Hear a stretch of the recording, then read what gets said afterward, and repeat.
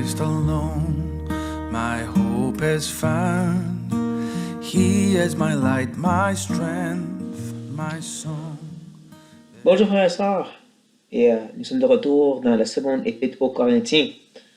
Nous voyons l'épître qui est très personnelle pour Paul parce qu'il défend sa personne et son ministère. Il défend l'Évangile en faisant ceci.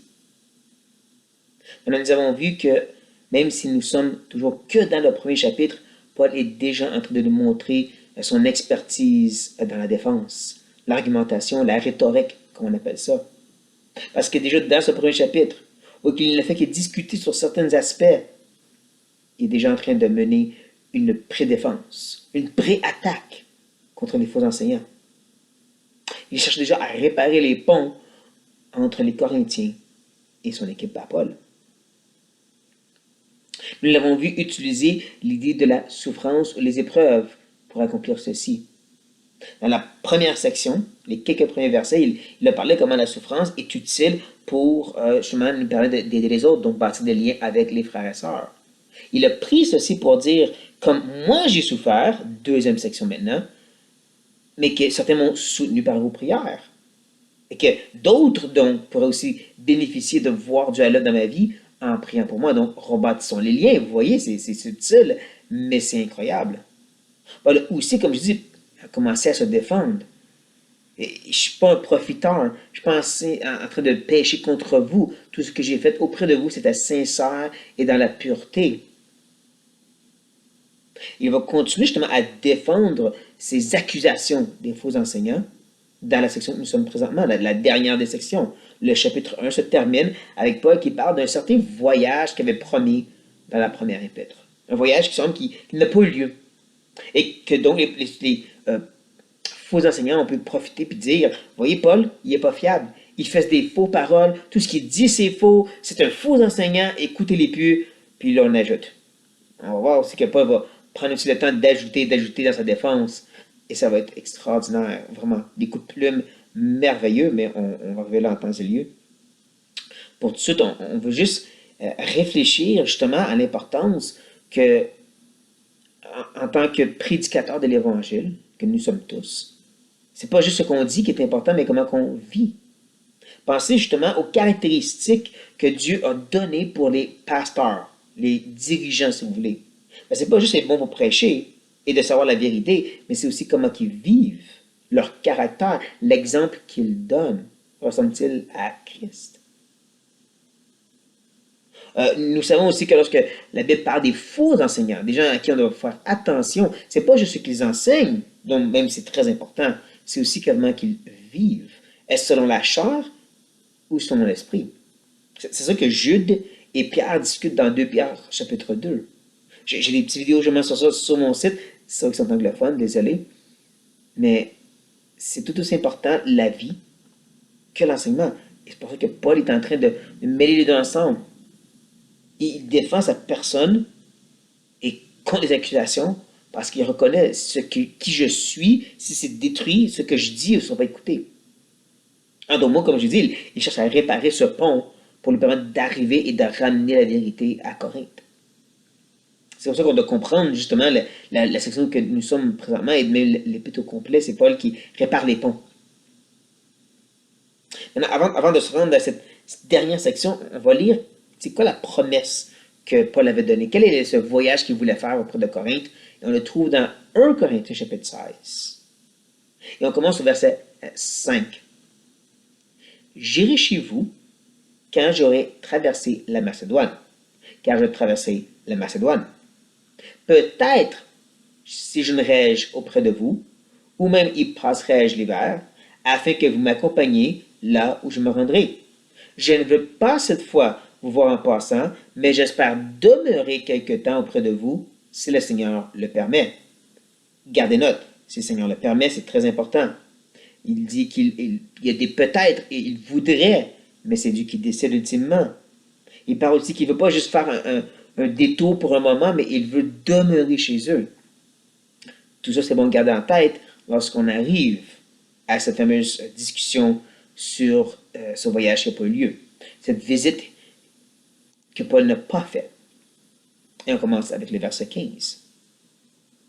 Dans cette persuasion, je voulais aller d'abord vers vous afin que vous eussiez une double grâce. Qu'est-ce qu'il veut dire par cette persuasion? Ben, c'est qu'est-ce qu'il a déjà discuté dans l'autre section. Et il a terminé cette deuxième section qu'on avait vue, là, 8 à 14, en disant, comme vous avez déjà reconnu, en partie, que nous sommes votre gloire, de même que vous serez aussi la nôtre au jour de Jésus, du Seigneur Jésus.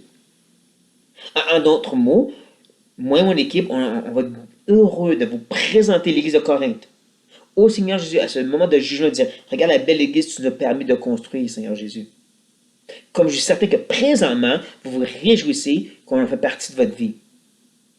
Quelle persuasion extraordinaire, hein?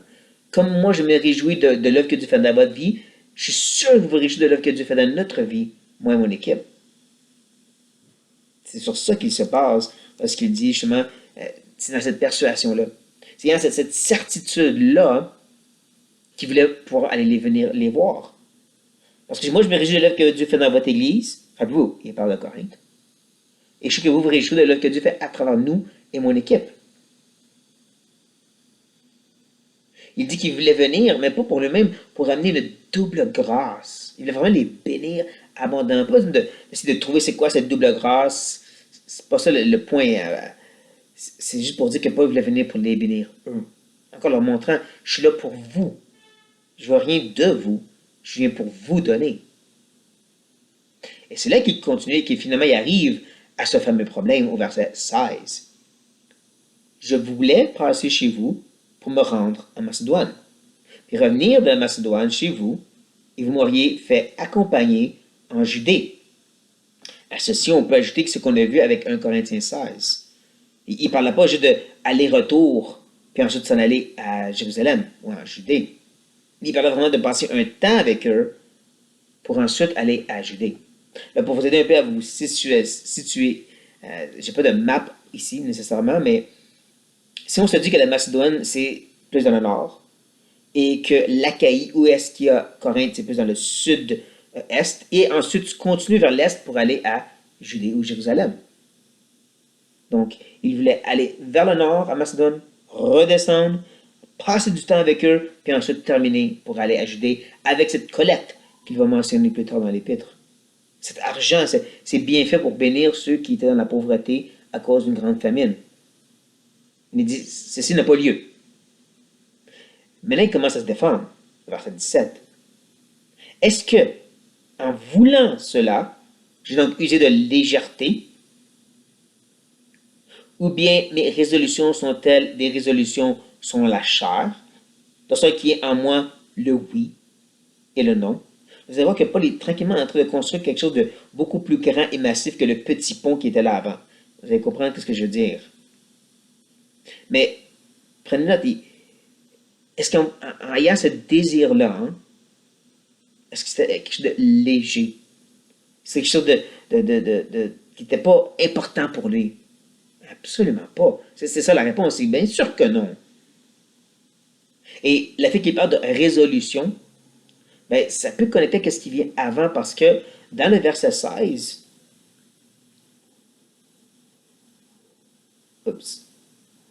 c'est le verset 15. Dans le verset 15, l'expression je voulais aller d'abord vers vous, ça a l'idée de résolution. C'est pas juste je veux, ça me tente peut-être, c'est vraiment j'ai ce désir pressant. Donc, c'est ça qu'on voit dans le verset 15 et aussi dans le verset 16, j'avais ce désir pressant de le faire. Donc, c'est pas des désirs qui étaient juste faits dans la chair, c'était pas juste des désirs qui ne voulaient rien dire pour moi. Au contraire, c'était pas léger, c'était très sincère et sérieux de ma part. Ce n'est pas juste l'idée qui a fait une promesse, j'allais t'aider à déménager, puis là, tu te rends compte, oh non, cette fin de semaine-là, je suis occupé. C'est pas être en train de dire, j'avais réellement le goût, j'avais vraiment le désir, je voulais, j'avais cette résolution, Seigneur, permets-moi d'aller bénir l'église de Corinthe. C'était vraiment sur son cœur, c'était lourd. Mais qu'est-ce qui est beau, c'est qu'il ne va pas rester juste sur cette rencontre. Il n'est pas juste concentré sur le petit pont sur lequel il peut marcher pour aller se rencontrer. C'est rendu au verset 18 qu'on va voir qu'il parle d'autre chose totalement différente. Il va dire, aussi vrai que Dieu est fidèle, la parole que nous avons adressée n'a pas été oui et non. Il commence déjà à aller plus loin que ce qu'il est en train de discuter. Est-ce que vous voyez ça? C'est plus en rapport avec un voyage maintenant à Corinthe et Macédoine, là. Il rentre Dieu dans le décor, premièrement. Hein? Aussi vrai que Dieu est fidèle, Dieu est le véritable, que Dieu est mon témoin et qu'il sait que je dis la vérité. Wow, Paul, tu vas loin. Là, il ne parle plus juste de promesses et d'engagement, il parle vraiment d'une parole. Habituellement, quand Paul parle de la parole, il parle de la parole de Dieu. Il parle de l'évangile, de cette grande vérité que Dieu lui a donnée à enseigner par ses épîtres. C'est intéressant, ça. Il dit que ces paroles que je vous ai adressées, ça n'a pas été oui et non. Ce que je disais, c'était de la certitude. Ceci est oui, ceci est non. Il n'y a pas d'entre les deux. Il va beaucoup plus loin maintenant que juste une promesse ou un désir qu'il avait d'aller les visiter. Est-ce que vous voyez ça? Parce qu'il est déjà en train de tirer des coups contre les faux enseignants et leurs mensonges. En train de réparer le pont, il tire déjà sur les ennemis qui sont dans l'église de Corinthe. Qui disait justement que Paul, tu ne peux pas y faire confiance, donc tu ne peux pas faire confiance à son enseignement. Il est chambranlant, donc la vérité aussi, son chambranlant. Paul dit non, non, non. Tout ce que j'ai dit, c'était oui et non. Vérité et danger, si vous voulez. Hein? Péché et commandement. Pensez, pour un bon exemple, à toutes les autres religions, que ce soit mormons, musulmanes, témoins de Jéhovah, leurs vérités ont changé à travers les années et les décennies. Prenez le temps de vraiment étudier leur religion et vous allez voir que leur position sur qui est Jésus, c'est quoi le salut, c'est quoi cette fête-là, comment comprendre leurs livres religieux, ont changé à travers les années. Il y a des choses qu'ils disaient c'était absolument important, puis là, oups, il n'en parle plus. D'autres choses maintenant est devenu important, mais il n'en parlait pas avant. C'est pas comme ça avec la vérité chrétienne, avec les enseignements de la parole de Dieu. Oui, ça s'est solidifié à travers les années. De plus en plus concret, la révélation de Dieu est toujours grandissante. Le oui est devenu plus épais. Hein? Si vous voyez, le font qui était utilisé est de plus en plus gros. On a ajouté de 10 à 12, à 14, à 100, mais ça restait quand même le oui et le non. On a clarifié c'est quoi les noms, mais ça restait quand même c'est un non. C'est ça que Paul parle. Et c'est là qu'il va enlever le voile dessus le pont, qui est en train de le réparer, et qu'on va dire que c'est Jésus dessus. Jésus sur le pont? Oui, car le Fils de Dieu, Jésus-Christ, qui a été prêché par nous au milieu de vous, par moi et par Sylvain et par Timothée, n'a pas été oui et non, mais c'est oui qui a été en lui. Ça sort un peu nulle part, n'est-ce pas, quand tu lis à travers cet épître. Pour la première fois, il parle d'une promesse d'un voyage qui n'a pas eu lieu, puis il tourne ça sur Dieu lui garde ses promesses. C'était comme, wow! Paul est extraordinaire de ramener ça à Christ, à son évangile. Ben, c'est ça l'idée, hein? Cette parole que nous avons adressée au verset 18, c'est maintenant devenu ce qui a prêché au milieu d'eux. C'est la même idée, c'est des synonymes dans les phrases. Puis qu'est-ce qui est prêché, bien sûr, c'est Christ. Christ crucifié, Christ ressuscité, Christ glorifié. C'est Christ. Christ le Sauveur. Christ mort pour nos péchés. C'est ça qu'il a prêché. C'est ça la parole qui était un oui certain. Une parole que Paul, Sylvain et Timothée, des hommes qui ont œuvré auprès de Corinthe, des hommes qui étaient en train de se faire attaquer aussi par des faux enseignants sûrement, parce qu'ils faisaient partie de l'entourage de Paul. Puis Paul dit, autant que ce qu'eux ont dit, que ce que moi j'ai dit, c'était la même oui, le même non, parce que en lui, c'est le oui. N'oublie pas que le oui, c'est très similaire que le mot Amen, qui veut dire justement ainsi soit-il, ou vérité, ou justement oui. C'est certain. Et c'est pour ça qu'il termine en disant car. Je peux vous dire qu'en lui il y a le oui. Parce que pour ce qui concerne toutes les promesses de Dieu, c'est en lui qui est le oui.